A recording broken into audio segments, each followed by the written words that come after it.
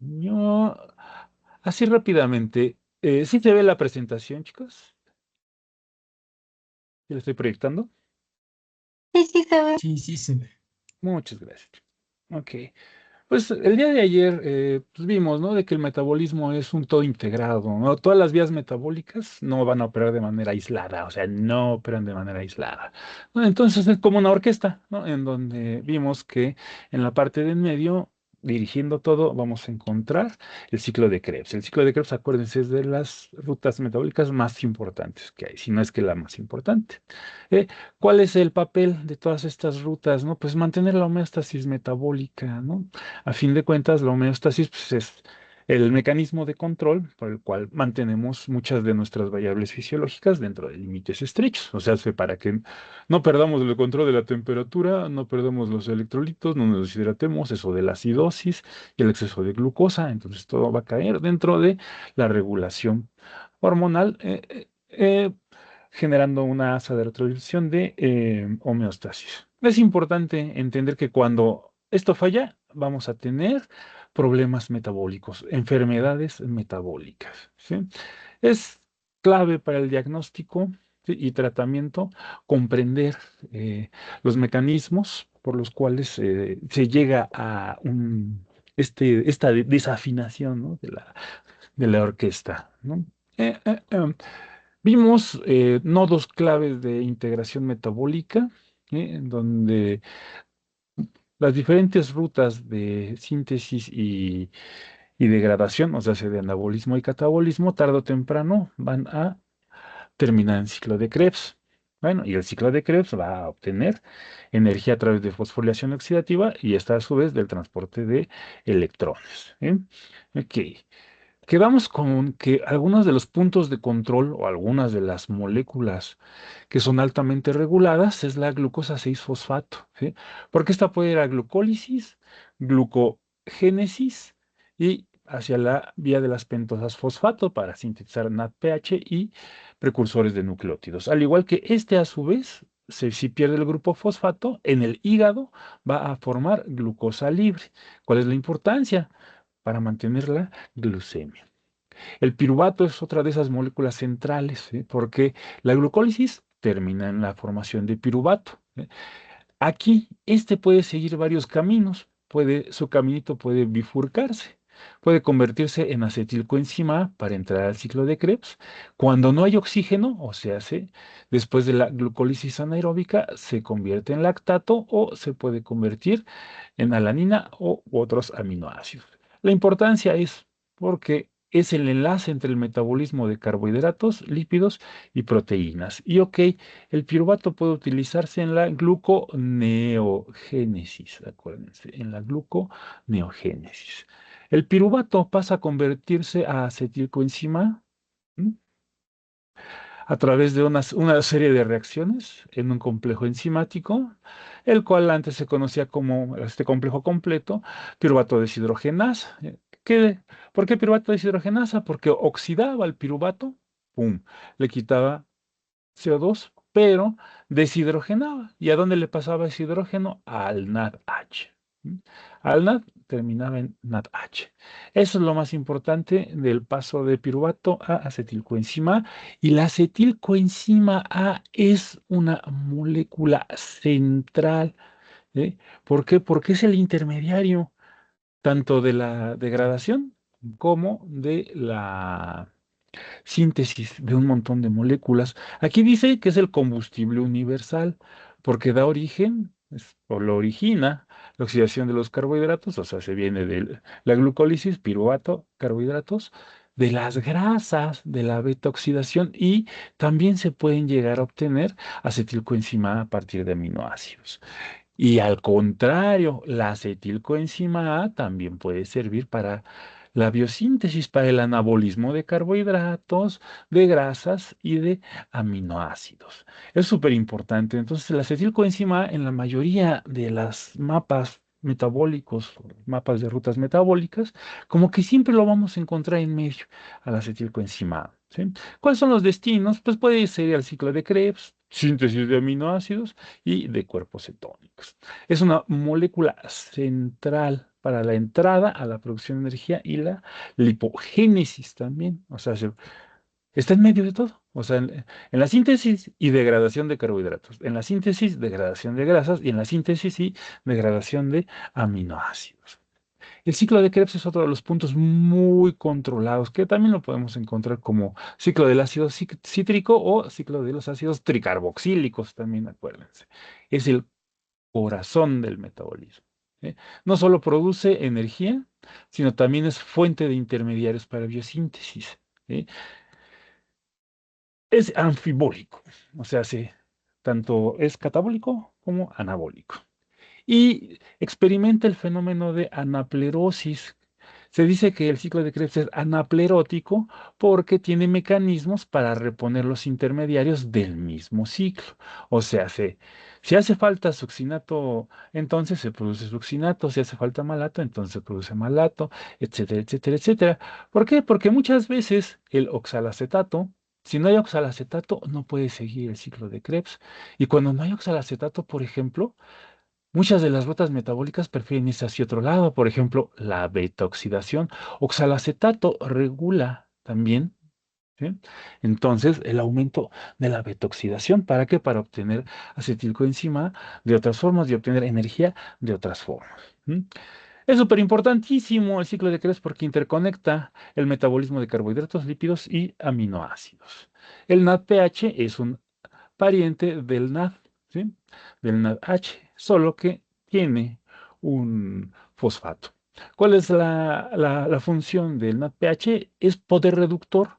Este es producido también principalmente en la vía de las pentosas fosfato. La vía de las pentosas fosfato es súper importante porque, por ejemplo, la ribosa viene de ahí. Y la ribosa, ¿sí? Esta es una de las, de lo que utilizamos nosotros, ¿para qué? Para sintetizar nuestros ácidos nucleicos. ¿M?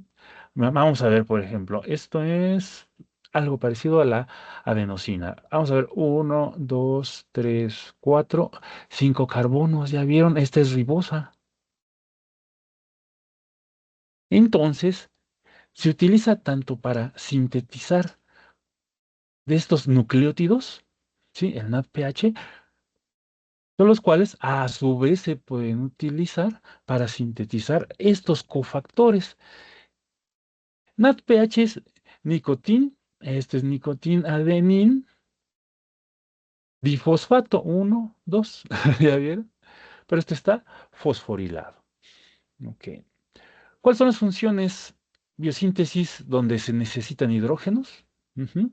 Como por ejemplo en la síntesis de ácidos grasos y colesterol, además de que reduce al glutatión oxidado. El glutatión oxidado les había platicado que son de esas moléculas que nos protegen de los radicales libres y de las especies reactivas de oxígeno. Es importante para la defensa celular y por lo tanto también, como participa en la síntesis, es importante para el anabolismo.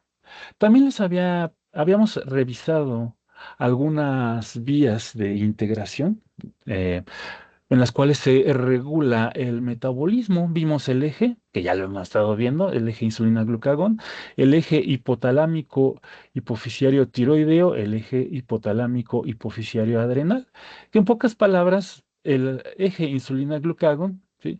Ocurre en los islotes de Langerhans, libera estas hormonas y van a llegar al tejido diana. ¿Qué pasa cuando tenemos mucho azúcar en la sangre? Se libera insulina. ¿Qué pasa cuando tenemos muy poco azúcar en la sangre? Se libera glucagón. Llega al tejido diana para que si hay poca glucosa, ¿sí? Si hay poca glucosa, se libera glucosa, en el caso del glucagón. Y en el caso de la insulina, si hay mucha glucosa, la insulina va a hacer que disminuya la glucosa en sangre, ¿sí? Ok. El eje hipotalámico hipoficiario tiroideo se libera una hormona del hipotálamo, que es una hormona liberadora, luego llega a hipófisis y va a generar una hormona tiroidea estimulante, la cual va a llegar a la tiroides y va a secretar T3 y T4, los cuales van a activar el metabolismo basal, o sea, van a aumentar el consumo de glucosa y la movilización de calcio, por ejemplo. El eje hipotalámico hipoficiario adrenal, de hipotálamo se libera una hormona liberadora de corticotropina. Luego esta llega a hipófisis, en hipófisis Se secreta adrenocorticotropina, la hormona adrenocorticotrópica, perdón, y esta va a llegar a glándulas suprarrenales y va a liberar cortisol, los cuales van a favorecer la lipólisis, pero también va a aumentar la degradación de proteína.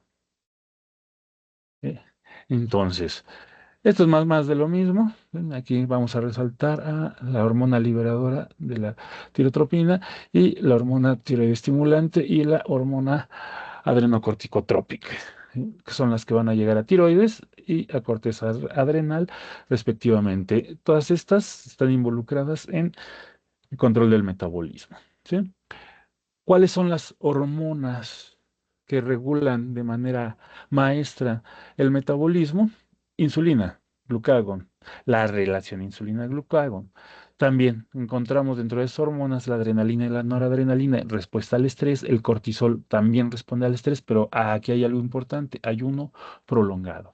Adrenalina, noradrenalina a corto plazo y la cortisol a largo plazo. Las hormonas tiroideas T3 y T4 controlan el metabolismo basal. ¿Sí? También ya habíamos revisado que los niveles enzimáticos son regulados de varias formas. Uno es por la regulación alostérica, por la modificación covalente y la compartimentalización celular. ¿Sí? Entonces, la regulación alostérica, cuando hay mucho de un producto o de un sustrato, entonces va a disminuir la actividad enzimática. Y la modificación covalente, acuérdense, son las fosforilaciones, las adenilaciones, ribosilaciones, etcétera, etcétera, etcétera, que van a hacer que las enzimas disminuyan o aumenten su actividad. Ok, la compartimentalización también es importante porque separa vías físicamente, ¿sí? Entonces, hagan de cuenta si en un compartimento se consume uno de las moléculas de los intermediarios, entonces en el otro compartimento lo debemos de almacenar. ¿Para qué? Pues para que no se gaste, en pocas palabras. Ayuda al almacenamiento y a la economización de la energía. En pocas palabras, se evitan ciclos inútiles, ¿sí? Entonces, bien recordamos que la glucólisis se realiza en el citosol, el ciclo de Krebs, fosforilación oxidativa y oxidación beta, beta-oxidación, ocurre en la mitocondria, la síntesis de ácidos grasos, síntesis, ya eran aquí, síntesis de ácidos grasos ocurre en el citosol, la gluconeogénesis ocurre en parte en citosol y mitocondria, principalmente en hígado y riñón. ¿Qué pasa cuando toda esta integración falla? Vamos a tener una serie de enfermedades metabólicas, como es la diabetes mellitus, ¿eh? En donde pues realmente lo que está fallando es la producción o la acción de la insulina. Entonces, ¿qué vamos a ver? Cetoacidosis diabética, una glicemia alta, producción excesiva de cuerpos cetónicos por lipólisis descontrolada y beta-oxidación y complicaciones vasculares, micro y macrovasculares. Otra de las enfermedades metabólicas es el síndrome metabólico, ¿no? En el cual se manifiesta como obesidad. ¿Mm?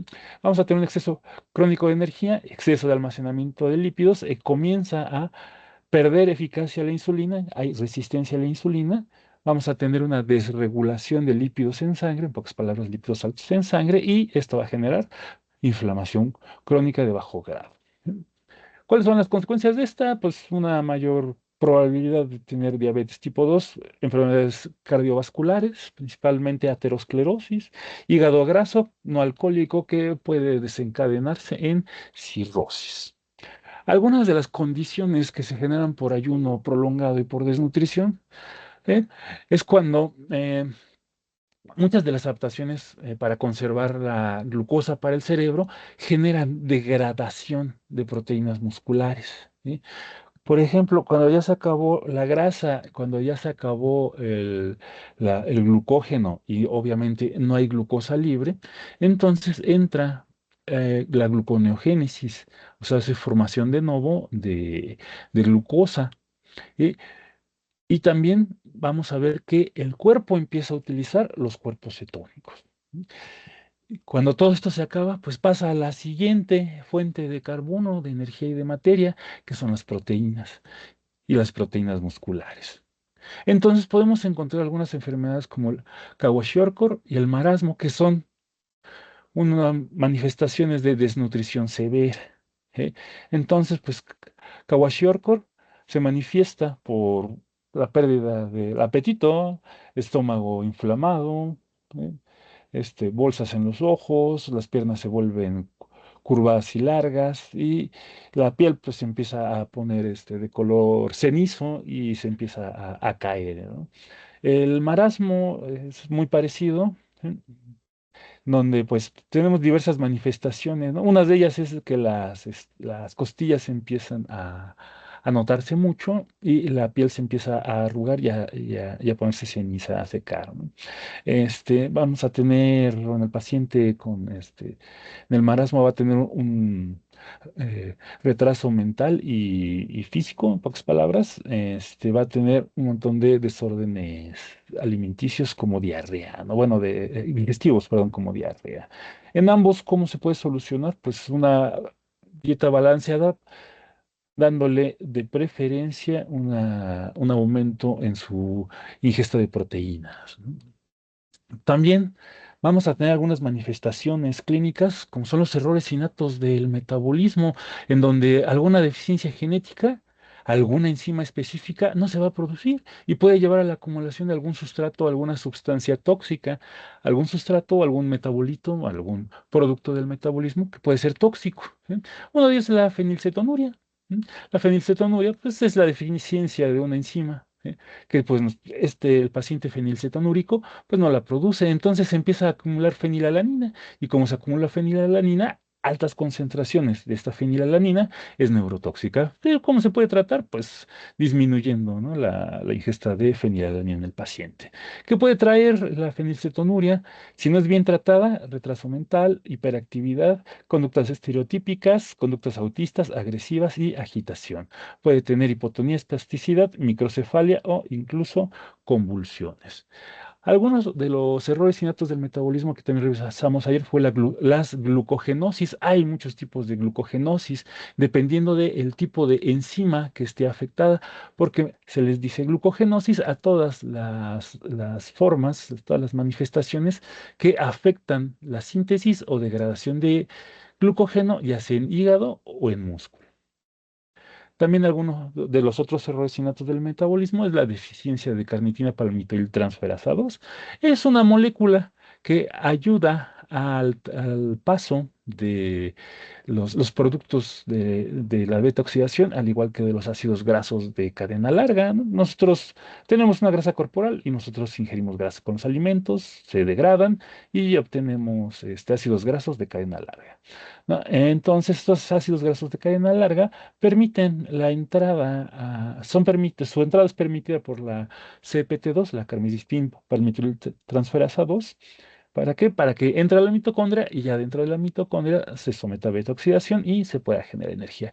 ¿Qué pasa cuando no lo quitamos? Pues simplemente no entra, entonces se genera muy poca energía o no se genera, entonces vamos a tener problemas de salud.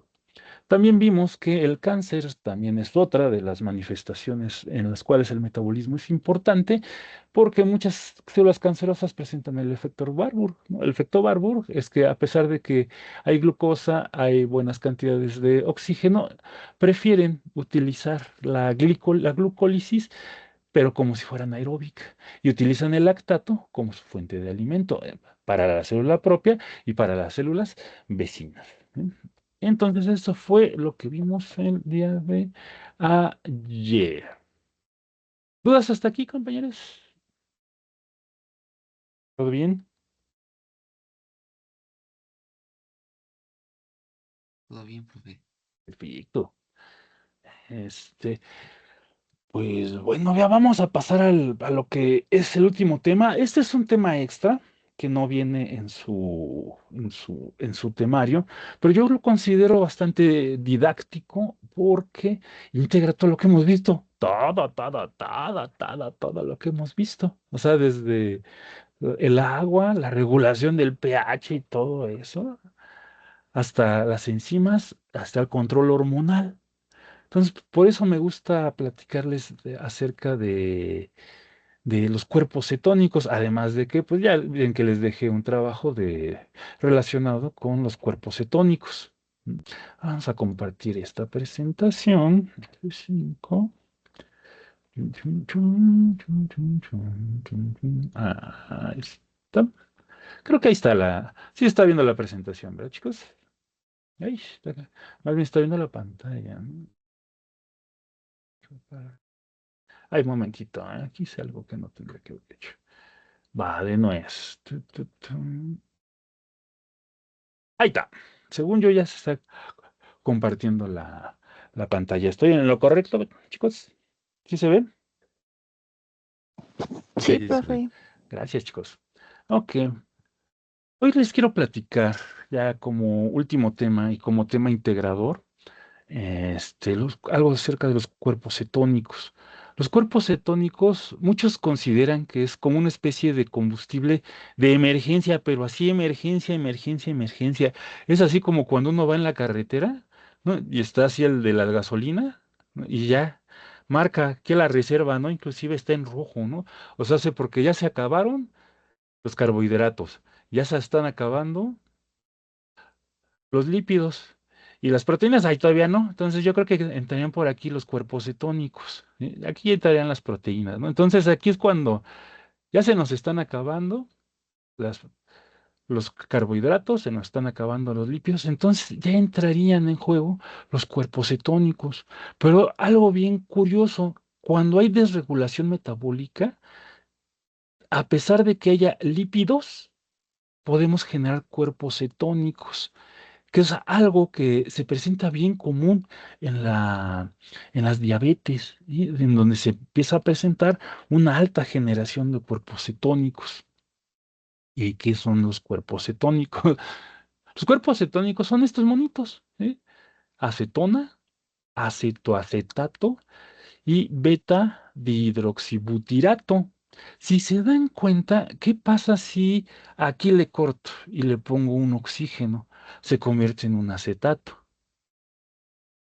¿Qué pasa si aquí le corto? ¿Qué parece?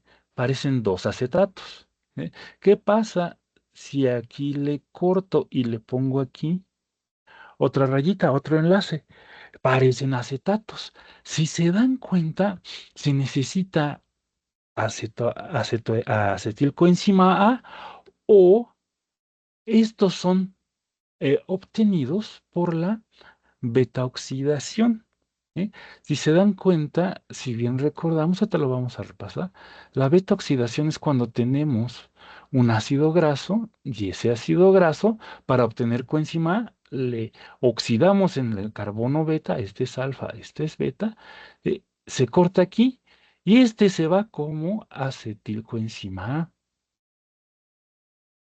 y nos va a quedar un ácido graso menos dos carbonos. ¿Sí?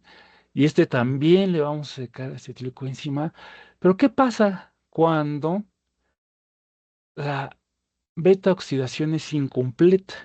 Vamos a empezar a obtener acetoacetato. Y el acetoacetato se puede transformar en acetona o beta hidroxibutirato.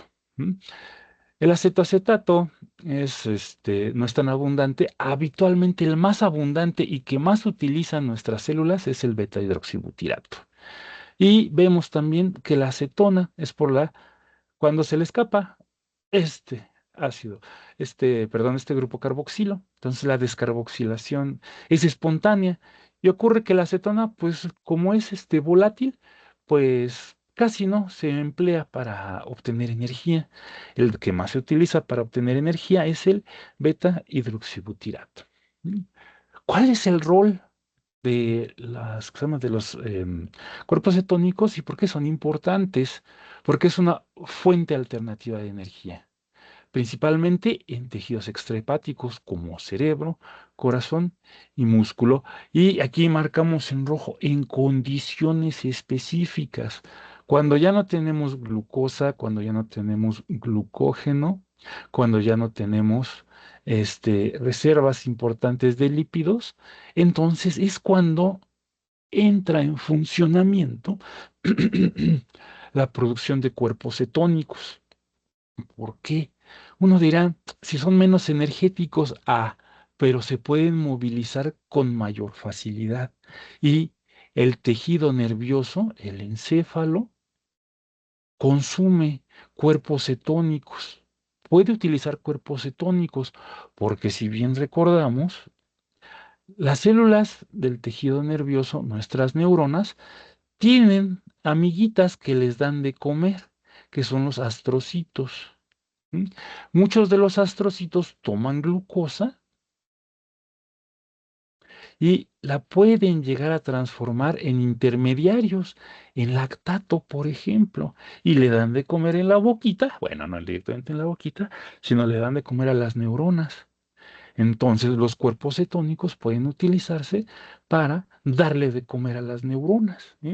Entonces, por eso son importantes los cuerpos cetónicos, inclusive se favorece que en ciertas condiciones, cuando en inanición, cuando el paciente está en desnutrición, estos cuerpos cetónicos se movilizan principalmente hacia dónde? Hacia tejido nervioso, hacia sistema nervioso central.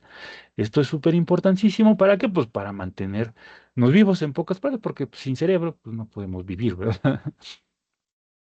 ¿Qué ocurre en el examen? ¿Cómo se da y en dónde se da? Principalmente ocurre en hígado. ¿Ya vieron? Aquí está nuestro hígado. Eh, eh, los ácidos grasos que nosotros ingerimos son transportados, ¿ya vieron aquí? ¿Eh? Hacia el interior de las células. Nuestros ácidos grasos viajan transformados en algo que se llama acetilcoenzima A. La acetilcoenzima A nada más tiene un grupo acetato, ¿sí?, conectado a la coenzima A, mientras que la acetilcoenzima A son los ácidos grasos completitos, ¿sí?, conectados a la coenzima A. ¿Sí? Ok, entran a beta oxidación, se empiezan a obtener acetilcoenzima A. Ya tenemos acetilcoenzima. Acuérdense, el acetilcoenzima en condiciones normales puede ir a muchas rutas metabólicas. Pero ¿qué pasa cuando tenemos condiciones de inanición? ¿Mm? La acetilcoenzima A es utilizada para formar acetoacetato. ¿Sí? Y el acetoacetato se puede utilizar en otras rutas biosintéticas. Esta que se dice HMG es hidroximetilglutarilcoenzima A. Esta hidroximetilglutarilcoenzima A también se puede utilizar para formar lípidos. O también se puede utilizar. Aquí tiene, son 4 carbonos, aquí tiene 6 carbonos. Se puede utilizar para sintetizar lípidos, se puede utilizar para sintetizar colesterol. ¿Sí? Pero también esta misma, cuando es incompleto el metabolismo de hidroximetilglutarilcoenzima A, ¿a dónde creen que se va? Se pierde 2 carbonos y queda como acetoacetato. Y el acetoacetato va a formar acetona por la descarboxilación espontánea o por una enzima que se conoce como BDH1, va a generar beta hidroxibutirato. Tanto beta hidroxibutirato como acetoacetato se va a verter a la sangre, va a viajar por la sangre y va a llegar tarde o temprano a sistema nervioso central. ¿Cuál es la relevancia química de cuando se favorece esta ruta metabólica, este camino metabólico? De que la acumulación excesiva va a generar un padecimiento, un signo que se llama cetoacidosis. ¿Dónde ocurre todo esto? Aquí les estoy mostrando la acilcoenzima A. La acilcoenzima A la vamos a encontrar en el citosol. Para que entre a beta oxidación necesitamos ACPT1, que ya les había platicado. Es una transferasa, ¿sí?, que va a modificar la acilcoenzima A acilcarnitina. La acilcarnitina va a pasar hacia la mitocondria. La acilcarnitina va a ser transportada hacia la matriz mitocondrial y ahí va a ser utilizada. Ahí va a ocurrir la beta-oxidación. Ya después se va a liberar la carnitina y se va a regresar al citosol. En la beta-oxidación pasan un montón de reacciones. Lo que a nosotros nos interesa es que a partir de el acilcoenzima A, aquí dice grasa, acetilcoenzima A, ven que aquí está marcado con alfa y con beta. Este es el carbono beta. ¿En dónde ocurren las oxidaciones? En el carbono beta. Ya vieron, a través de diferentes enzimas. ¿Y qué vamos a tener? Vamos a tener el carbono beta con un oxígeno. Entonces, se oxidó. Una vez oxidado, ¿qué va a ocurrir? Se va a cortar por una enzima que se llama tiolasa. Y la tiolasa nos va a generar acetilcoenzima A y un ácido graso con menos 2 carbonos, con 2 carbonos menos. Y esto se va a repetir. En algunas referencias, esto lo ponen como si fuera una espiral,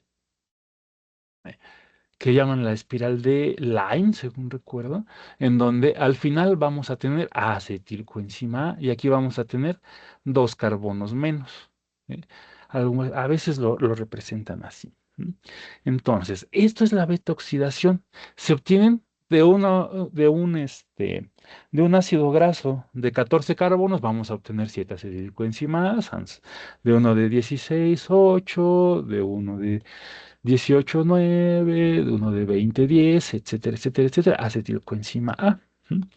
Entonces, la acetilcoenzima A, al jugar este papel súper importantísimo, puede dirigirse esta acetilcoenzima A cuando es necesario hacia este proceso que se conoce como síntesis de cuerpos cetónicos que ocurre en hígado.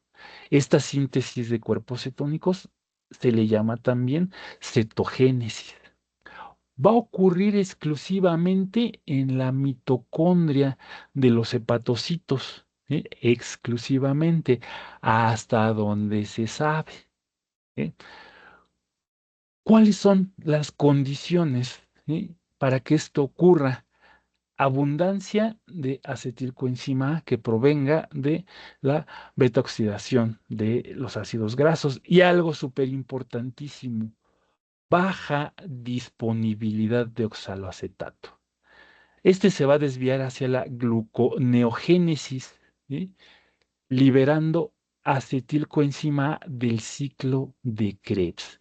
En pocas palabras, cuando hay poco azúcar, pocos carbohidratos y pocos lípidos, generando baja disponibilidad de oxaloacetato, se va a desviar este oxaloacetato hacia la gluconeogénesis, o sea, hace obtener, ¿sí? Obtener glucosa de novo, o sea, a partir de acetilcoenzima A y oxaloacetato. ¿Cuáles son los pasos para la obtención de estos cuerpos cetónicos? Necesitamos primero 2 acetilcoenzima A. Una va a actuar como donante de un grupo acetato y esta se va a ir, los va a ligar una enzima que se llama tiolasa y vamos a tener acetoacetilcoenzima, luego la hidroximetilglutarilcoenzima. ¿Ya vieron cuántos carbonos tenemos aquí? Uno, 2, 3, 4. La hidroximetilglutarilcoenzima va a utilizar otra acetilcoenzima A para formar hidroximetilglutarilcoenzima A. ¿Cuántos carbonos vamos a tener aquí? Uno, 2, 3, 4, 5, 6 carbonos. ¿Ya vieron? Dentro de los cuales el carbono beta se va a volver a oxidar y lo va a cortar una enzima que se conoce hidroximetilglutaril coenzima aliasa, saliendo una acetilcoenzima, esta que se empleó acá, se vuelve a regenerar acá. Y este corte oxidativo va a generar acetoacetato. El acetoacetato se va a transformar en beta-hidroxibutirato por esta beta-hidroxibutirato deshidrogenasa conocida como BDH1 y hay dos también, uno o dos. También este se puede romper de manera no enzimática por su descarboxilación y generar acetona. La acetona es volátil y la eliminamos tanto en orina como en respiración. Mientras que el beta-hidroxibutirato y el acetoacetato pueden ser vertidos hacia la sangre, van a ser transportados hacia la sangre. Ah, caray, aquí me hizo falta una persona hambrienta. Ok, ¿cuándo se activa la cetogénesis? En ayuno prolongado. La principal señal es el agotamiento de glucógeno hepático. ¿Cuándo se vuelve a activar también? En dieta cetogénica, cuando tenemos una baja ingesta de carbohidratos y alta ingesta de grasas. También se puede activar cuando tenemos una deficiencia severa de insulina, cuando tenemos mucha glucosa viajando en sangre y poca captada. ¿Cuáles son los mecanismos claves en la regulación de los cuerpos cetónicos? Cuando tenemos una baja cantidad de insulina y una alta cantidad de glucagón. ¿Sí? También, cuando tenemos el glucagón alto y la insulina baja, se promueve la lipólisis. Entonces los lípidos se van a transformar en ácidos grasos libres. Estos ácidos grasos libres, como aumenta su cantidad en sangre, se dirigen al hígado para ser llevados a las mitocondrias hepáticas y sufrir beta oxidación. Algunos de los otros mecanismos claves es la inhibición de acetilcoenzima carboxilasa, la cual va a hacer que disminuya uno de los intermediarios o alguno de los intermediarios que pueden entrar a ciclo de Krebs. Entonces, cuando tenemos poco de este intermediario de ciclo de Krebs, de la malonilcoenzima A, entonces aquí hay algo interesante. Se elimina la inhibición de la carnitin palmitoiltransferasa. Entonces, si no está inhibida, permite la rápida entrada de ácidos grasos hacia la mitocondria. ¿Mm? El desvío del oxalacetato, que ya les había platicado, se utiliza para la gluconeogénesis. Esto hace que disminuya su disponibilidad en ciclo de Krebs. Entonces, el acetilcoenzima A, ¿hacia dónde se va a ir? Hacia la formación de cuerpos cetónicos. Estos mecanismos son fundamentales para entender cómo se liberan los cuerpos cetónicos o cómo pasa, ¿no?, una célula de almacenar energía, ¿eh?, en forma de glucógeno a eh, consumir sus propias grasas, en pocas palabras. Ok. ¿En dónde se utilizan los cuerpos cetónicos? Principalmente en cerebro, corazón y músculo esquelético y en riñón. ¿Cuáles tejidos no lo utilizan? El hígado, por ejemplo. Aquí tenemos nuestro hígado, que produce cuerpos cetónicos. Esto es con una fuente de energía. Vámonos hacia cerebro principalmente. También pueden irse a tejido muscular y aquí pues, nos ponen este tejido adiposo, que es de donde vienen los lípidos que van a ir hacia hacia el hígado.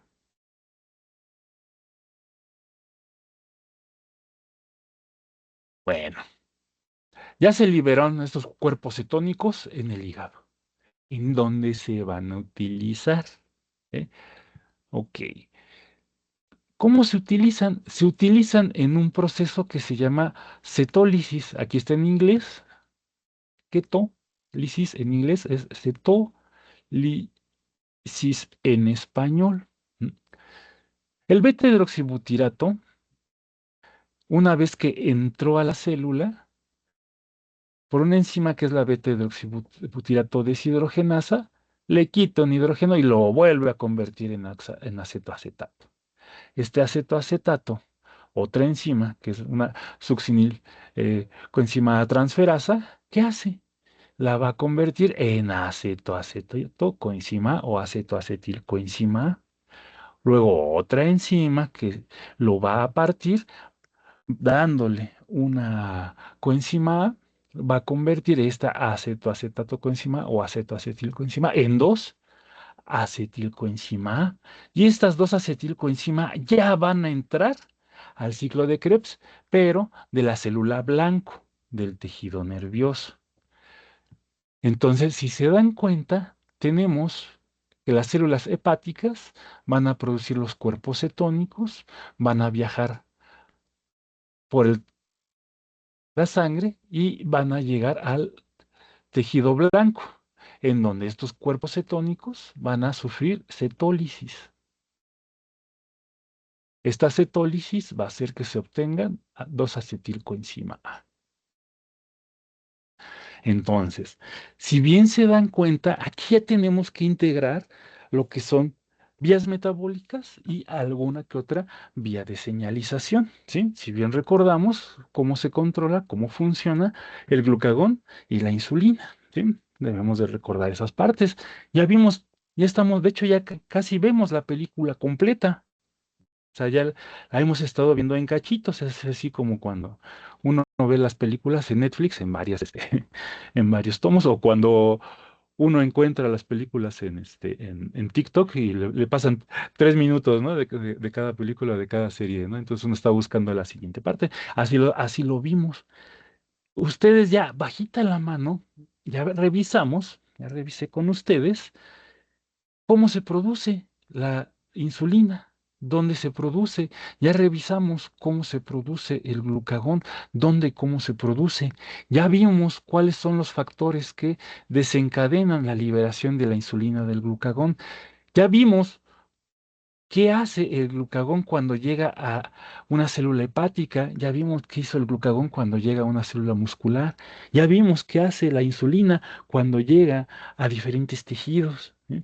Entonces, ya vimos que cuando entra la insulina o el glucagón a activar a las diferentes células, ¿cuáles son los efectos? Y aquí estamos viendo cuando está cambiando una ruta metabólica, un camino metabólico. Ya vimos qué pasa cuando tenemos exceso de energía y ya vimos qué pasa cuando tenemos poca energía.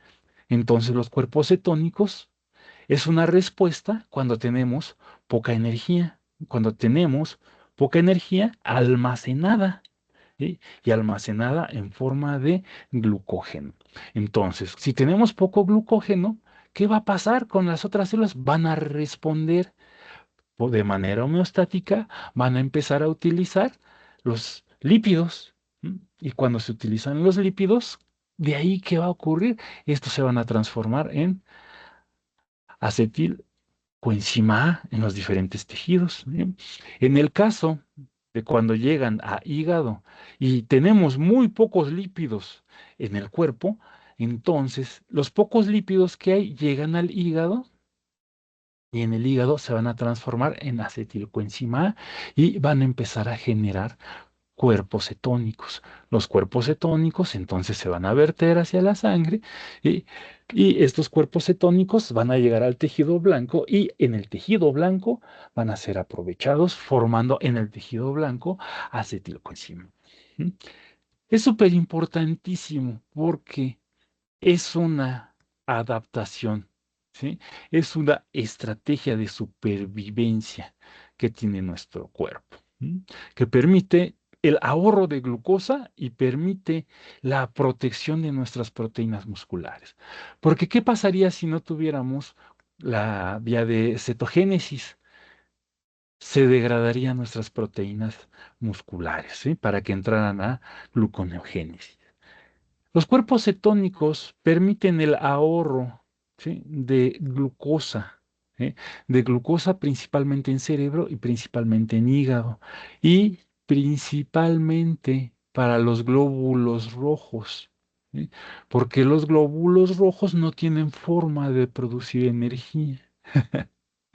Los glóbulos rojos pues son bolsitas a fin de cuentas y esas bolsitas que llevan hemoglobina, ¿no? Y estos glóbulos rojos, como no tienen núcleo, pues no pueden producir sus cositas. Y si no pueden producir sus cositas, no pueden regularse. Entonces, ¿qué pasa si no hubiera glucosa para los glóbulos rojos? Pues bueno, ya lo de menos sería la anemia, ¿no? Sería una hemólisis extensa, ¿no? Bueno, también, ¿cómo protege esto a la cetólisis y la cetogénesis a las proteínas musculares? Evita que para gluconeogénesis se utilicen aminoácidos. ¿Sí? Entonces, durante un ayuno prolongado, minimiza la degradación de las proteínas. Aquí les estoy mostrando, ¿no? 3 cuerpos cetónicos felices que son producidos en el hígado, ¿m? En donde en la mitocondria, al ver que hay poco glucógeno, genera energía. Y ven aquí, el músculo está feliz porque no se va a degradar. Y lo más importante, la energía se va a ir a dónde? Hacia el sistema nervioso central, que va a estar contento, a fin de cuentas. Y todo esto va a ser en respuesta a bajos carbohidratos también, al ayuno, por ejemplo. ¿Sí? ¿Cuál es la importancia fisiológica? La, el ayuno prolongado puede hacer que se conviertan en la fuente principal de energía. Se pueden utilizar por ejercicio prolongado de baja intensidad y hay dietas cetogénicas en donde son dietas altas en grasa. ¿Para qué se pueden utilizar estas dietas altas en grasa? Se ha visto una mejora en pacientes que tienen epilepsia. Se ha visto que pacientes con, ¿cómo se llama?, con obesidad pueden mejorar su estado de salud siempre y cuando no estén descontrolados.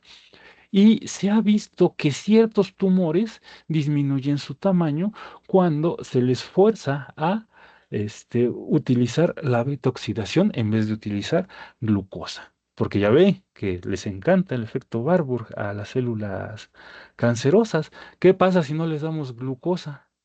Ah, no tienen cómo producir lactato. Y como no tienen cómo producir lactato, las células cancerosas se nos van a ir a Calacas. ¿Sí? Ok.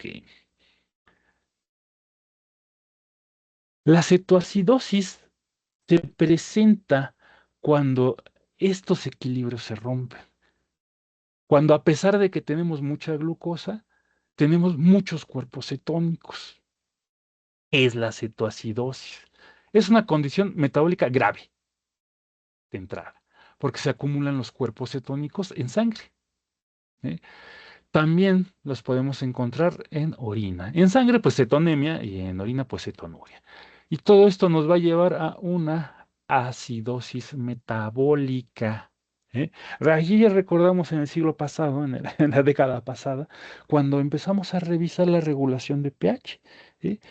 ¿Qué vamos a ver? Cetoacidosis metabólica. ¿Cuáles son las causas principales de la cetoacidosis diabética, CAF, para los amigos, la cual es la más frecuente y la más grave? Pues la deficiencia absoluta o relativa de insulina, como por ejemplo la diabetes mellitus tipo 1, cuando está descompensada, o sea, cuando no está controlada, en infecciones o en grados de estrés severos. ¿Sí? Entonces, al momento de que no hay insulina, aumenta el glucagón, comienza una lipólisis masiva y una gluconeogénesis descontrolada. Entonces, es cuando se empiezan a producir masivamente los cuerpos cetónicos. Entonces, si tenemos muchos cuerpos cetónicos, nuestros sistemas de regulación, tanto respiratorios como sanguíneos, se desregulan, en pocas palabras, todos nuestros amortiguadores se agotan y se genera la acidosis. Si bien recordamos, la acidosis se pueden tener dos tipos, ¿sí? La respiratoria y la metabólica. La respiratoria, ¿qué pasa cuando disminuye mucho el CO2? Entonces no es respiratoria. ¿Y qué pasa cuando es metabólica? Cuando disminuimos bicarbonato. Entonces, ¿cómo vamos a tener a nuestro paciente? Con poco bicarbonato, ¿verdad? Entonces, una de las formas de un paciente muy, muy severo, muy, muy grave, es ayudarle a conservar bicarbonato. ¿Mm? También se puede presentar una cetoacidosis alcohólica. ¿Eh?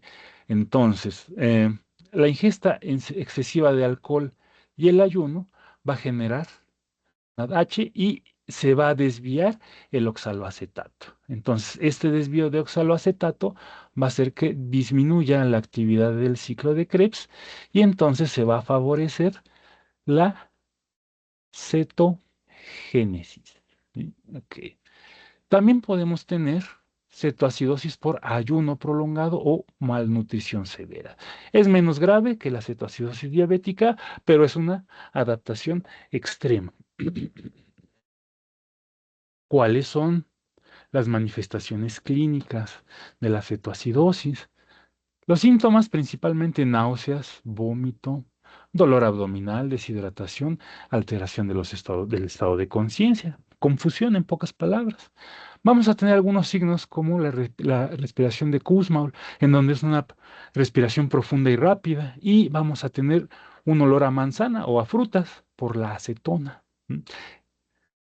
¿Qué diagnósticos bioquímicos podemos pedir en el laboratorio? Podemos pedir la hiperglucemia, saber cómo está su glucosa en sangre. Si está aumentada habitualmente, pues es signo de que posiblemente el paciente tenga o esté experimentando cetoacidosis diabética. Vamos a encontrar altos niveles de cuerpos cetónicos en sangre y altos niveles de cuerpos cetónicos en orina. ¿Y qué vamos a ver aquí? Acidosis metabólica. pH bajo de la sangre, bicarbonato bajo y la diferencia de aniones elevadas. En pocas palabras, vamos a tener mucho, mucho cloro y poco bicarbonato.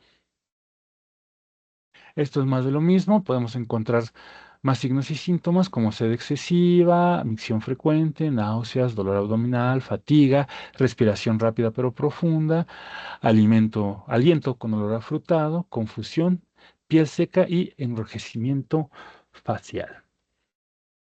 ¿Cómo se detecta la cetoacidosis? Por pruebas en orina. Así rápidamente, hay tiras reactivas en donde se mide el beta-hidroxibutirato. Es bastante sensible. Podemos medir también con pruebas en sangre. Hay kits que venden en las diferentes casas distribuidoras de laboratorio, donde se mide beta-hidroxibutirato para ver los niveles de beta-hidroxibutirato, altos niveles de beta-hidroxibutirato. Entonces, pues nos va a decir que posiblemente tengamos cetoacidosis diabética. ¿Cuáles son los otros signos de laboratorio? La glucosa en sangre, cetonas elevadas en sangre en orina, que dice aquí pH sanguíneo disminuido y los niveles de bicarbonato menores a 18 equivalentes por litro. Ojo, ¿cómo se maneja un paciente con cetoacidosis diabética? Pues es de hospitalización. Así, es una emergencia médica. Necesita rehidratación intensa, o sea, hay que canalizar al paciente, hay que ponerle su solución salina al 0,9% de cloruro de sodio. Acuérdense, es isotónica. ¿eh? Empezar a administrar insulinoterapia en caso de que el paciente debe de responder, porque habitualmente el paciente con diabetes mellitus tipo 1 no produce insulina, entonces ¿qué hay que darle? Insulina. ¿Para qué? Para permitir la disminución de los niveles de glucagón y se favorece, ¿sí? Para detener la cetogénesis y favorecer la glucogénesis, ¿sí? Ok. Hay que corregir los electrolitos porque ocurre el riesgo de disminución de los niveles de potasio. Los niveles de potasio disminuyen cuando el paciente orina mucho, pierde potasio. Entonces, esto es una de las cosas, es causado por la hipocalemia o hipopotasemia, es causado por la deshidratación. Entonces, ¿qué le damos? Pues hay que controlar principalmente el potasio. Y en casos muy severos de acidosis, darle fuentes de bicarbonato. Y también, pues, debemos de identificar cuál es el tratamiento, ¿no? De dónde vino y cuál es la causa. Si es una infección, si es infarto o si es enteramente diabética. Ustedes como médicos deben de reconocer síntomas y signos e interpretar los resultados del laboratorio, como son los niveles de glucosa, como son los niveles de electrolito, como son los gases arteriales, acuérdense, CO2, y su equilibrio con bicarbonato, ¿m? Y los niveles de cetonas en sangre. Entonces, ¿qué deben de hacer ustedes? ¿Cuál es su papel? Comprender la fisiopatología, ver cuál es la causa para guiar el tratamiento. Ustedes en un futuro, pues no tan lejano, van a comprender fisiopatológicamente cuáles son las causas, las razones y cómo llevar a cabo un posible tratamiento. ¿Mm? Hay que monitorear constantemente al paciente, por eso no se nos puede ir del hospital, para ver cómo va su glucosa, cómo van sus gases arteriales, pocas palabras, su gasometría, cómo están los niveles de cetonas, electrolitos y función renal. ¿Por qué? Porque al momento de que el paciente experimenta esta cetoacidosis, va a perder mucho líquido y puede llegar a dañar el riñón. Deben de vigilarse los signos neurológicos para detectar algún signo nervioso de edema cerebral. ¿Qué debemos de hacer también? Identificar específicamente el factor desencadenante. como pueden ser infecciones, errores en algún otro tratamiento, alguna enfermedad recurrente o diabetes o alcoholismo también, es lo que debemos de identificar y reforzarle al paciente que si ya tuvo una crisis de cetoacidosis, si no se cuida por sus niveles de glucosa y cetona, le va a volver a dar. ¿Sí? Y entonces, si esto le va a volver a dar, pues el paciente va a volver a caer en el hospital. Digo, lo más sencillo es darle las medidas, la dieta y que se cuide para prevenir la recurrencia. ¿Sí? ¿Hasta aquí dudas, chicos?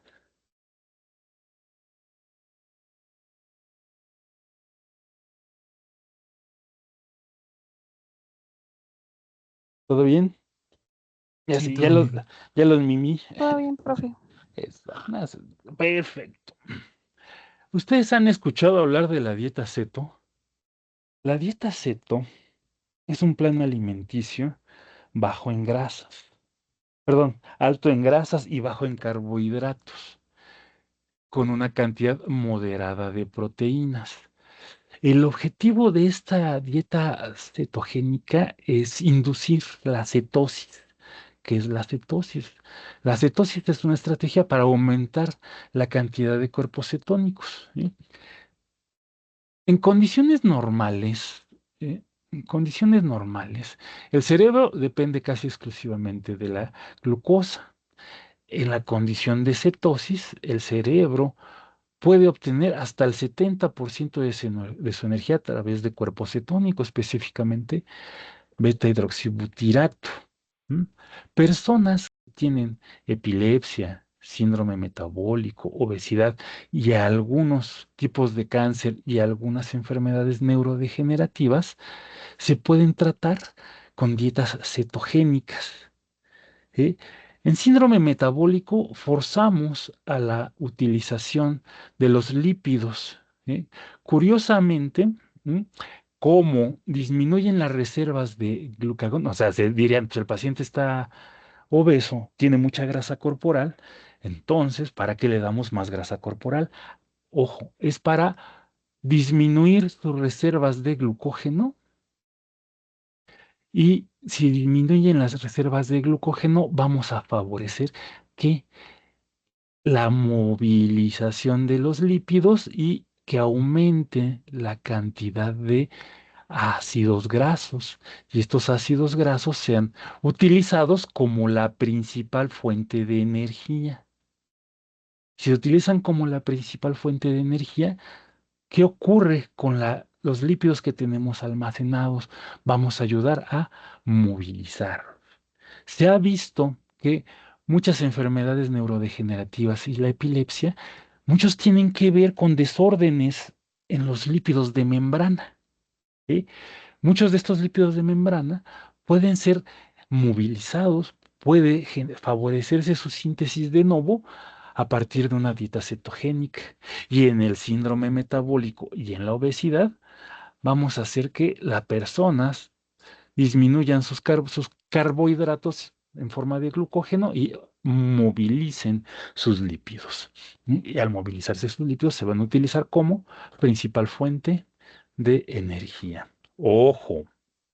Pues ya sé, pues voy a comer pura grasa y poca proteína para bajar de peso. Ojo, mucha precaución. Debe de utilizarse eso en personas sanas con cetosis controlada y segura. ¿Sí? En personas con diabetes tipo 1 o déficit de insulina puede evolucionar a cetoacidosis diabética. Desgraciadamente, muchas de las personas que en México son obesas no están controladas.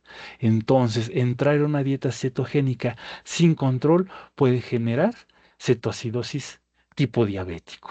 ¿Mm?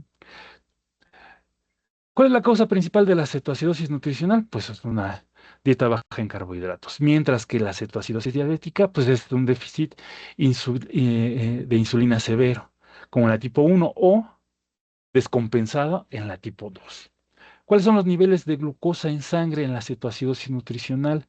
Normalmente bajos o normales, mientras que en la cetoacidosis diabética, tómala, son elevados los niveles de glucosa en sangre. ¿Qué pasa con los niveles de cuerpos cetónicos en cetosis nutricional? Son moderadamente elevados, mientras que en cetoacidosis diabética son muy elevados. El pH sanguíneo, pues es normal en cetosis nutricional, pero cetoacidosis va a ser bajo. El estado general del paciente es estable, sin síntomas, mientras que una cetoacidosis diabética, ¿qué ocurre? Malestar general, náuseas, vómitos y respiración de Kussmaul. ¿Cuál es el riesgo en cetoacidosis nutricional? Casi ninguno, mientras que cetoacidosis diabética es muy alto. Mortal si no se trata, si no se controla. ¿Requiere hospitalización nutricional? No. La diabética es de hospitalización, sí o sí, líquidos intravenosos, insulina y corrección de electrolitos, para la cual el paciente ya debe de estar canalizado. También, ¿cuál es el uso clínico? Pues ya les vi, ¿no? Que es la terapéutica. Mientras que la cetoacidosis diabética, pues es una emergencia médica. Ok. Hasta aquí dudas, compañeros.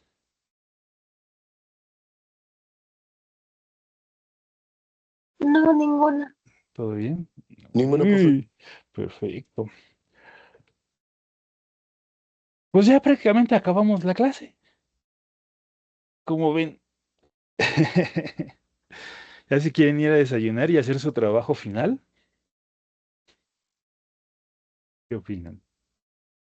Bueno, ahora sí que como reflexiones del curso de bioquímica, yo les quiero decir que la bioquímica es la base de la clínica, aquí entre nos. ¿Bien? Lo que vimos de cuerpos cetónicos es un ejemplo de adaptación metabólica en condiciones de escasez de energía.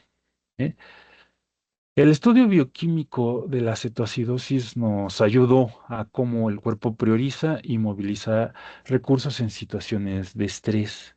La comprensión de la cetogénesis y la cetólisis es fundamental para diagnosticar, interpretar y comprender pues un montón de enfermedades metabólicas, ¿no? La cetoacidosis, interpretar los perfiles metabólicos del paciente, comprender los efectos de dieta y del estado de ayuno.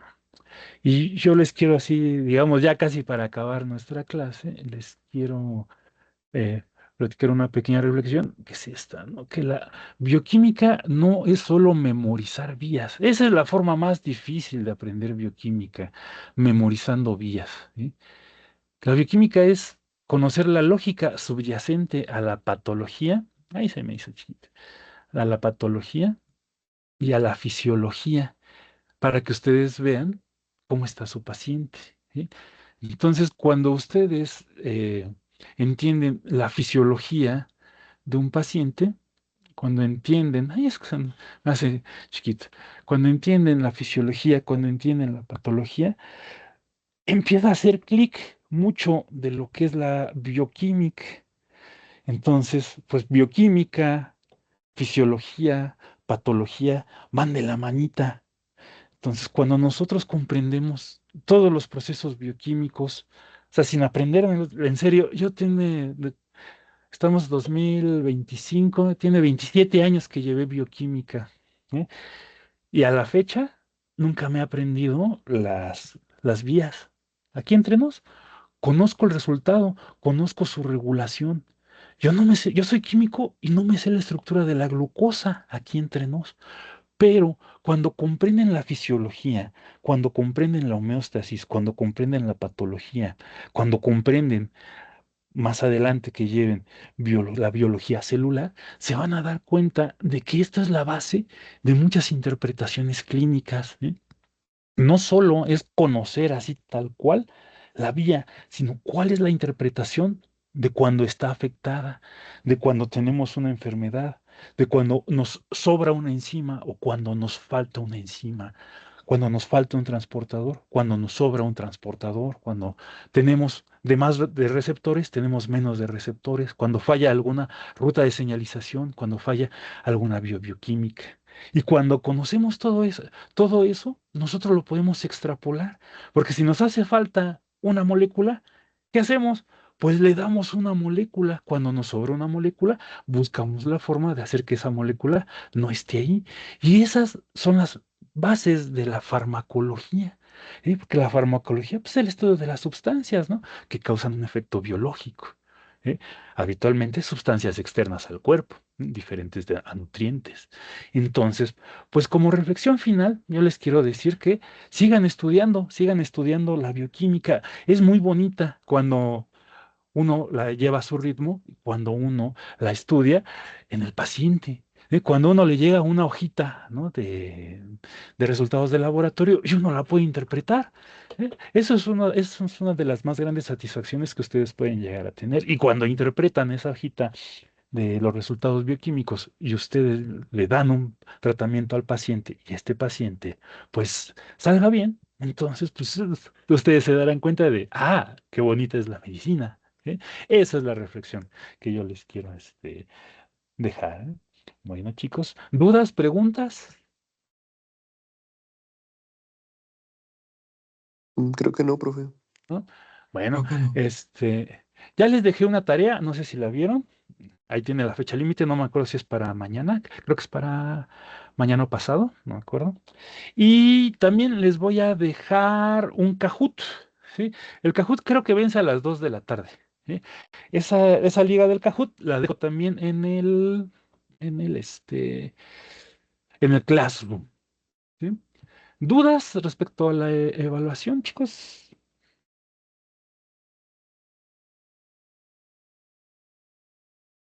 Yo, profe, No. entonces ahora Sí. el Kahoot va a hacer las participaciones en lugar de comentar en sus videos. No van a ser todas. Ok. Sí, comenten, denle like, así que comenten, denle like, si quieren denle en la campanita, ahí sí no, ahí sí ya se los dejo a ustedes, pero sí, tanto las participaciones del Kahoot como los comentarios que vayan dejando en los videos van a contar como participaciones, ¿vale? Ok. Digo, Y el Kahoot es sobre la clase de hoy, ¿verdad? sí, también son generalidades, ¿eh? O sea, van a ver, así como las preguntas que les dejé ayer tampoco eran tan complicadas, las del día de hoy son igual, también son así muy, muy sencillitos. Ok, profe, gracias. ¿Sí? ¿Dudas, comentarios, preguntas? Aquel tema que se llama que escabroso que temían preguntar, ¿no? Y que que siempre querían saber y temían preguntar, como dicen por ahí, ¿no? Ahora es cuando, como dicen por ahí, aprovechenme. Bueno, el día de mañana yo se los dejo, o sea, para que hagan su escrito, hagan su trabajo, ¿vale? Para que tengan tiempo ahora sí que, al menos en 2 horas, le avancen, ¿no? A su trabajo escrito. Ahí viene la fecha límite, que creo que es el 24, ¿no? Porque el último día para entregar calificaciones es el 25. Pero pues, con todos los relajos que ha habido, me parece que el sistema de calificaciones está abierto más tiempo. ¿no? Entonces, yo creo que no hay tantos problemas. Pero sí, de preferencia entréguenme sus tareas el 24 para que yo el 25 los revise en la mañana y en la tarde pues ya tenga sus calificaciones y pueda subirlas en la nochecita. Bien, ¿dudas? ¿Alguna otra pregunta, chicos? Va a dejar de grabar. Ahí está. Listo. Bueno, chicos.